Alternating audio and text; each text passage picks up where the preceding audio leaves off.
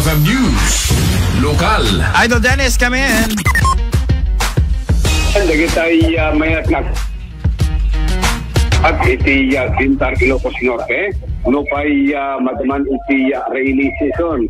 As iti Encantadora Falls, iti Barangay Dipilat, Idol Bernard, arakyan ng turista during weekend, gabuto na tindas, iti panagpuswak, iti Malakristal na danom, manipot iti Bantay. Iti Encantadora Falls, kesa blue, iti kulay, iti danom na, nga napintas nga pagdirigusan, anyaman nga edad, pero lang dito buging nga mapan iti tinga, gabutan na adalen. Si Encantadora Falls, si Macharity developed, iti Bintar, Ilocos Norte, gabutan during summer and rain season, adulatas pa ka ng pasyar, gabut sa bali nga langana, nga mga trakar kadagitay at turista.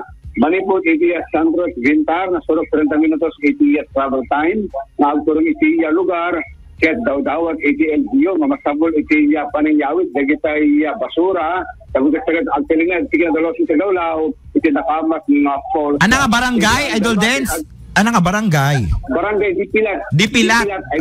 Okay. Dipilat. Well, dati agpasurong nukwa, atin lang iti highway dito, isang awan nervyos, kaya ada nervyos na, ada hospital, ibibigay, malaki ti karyana eh. Ada Bernard.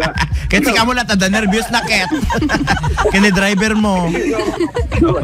So, Ewan, kaya, ada hospital, ditan ko na ko, ada banan.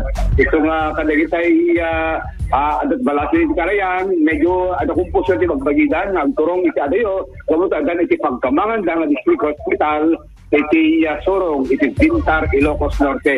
Si Encantadora Falls, Adol Bernard, ket free, iti panag-yay, yung dawat, iti LGO, mamasabol ito ng observar, iti dalos sa Gawlaw, iti mas basura nga itugot, mamasabol mo lang ayawid, malpasen nga bigos, iti adakamat yung lugar.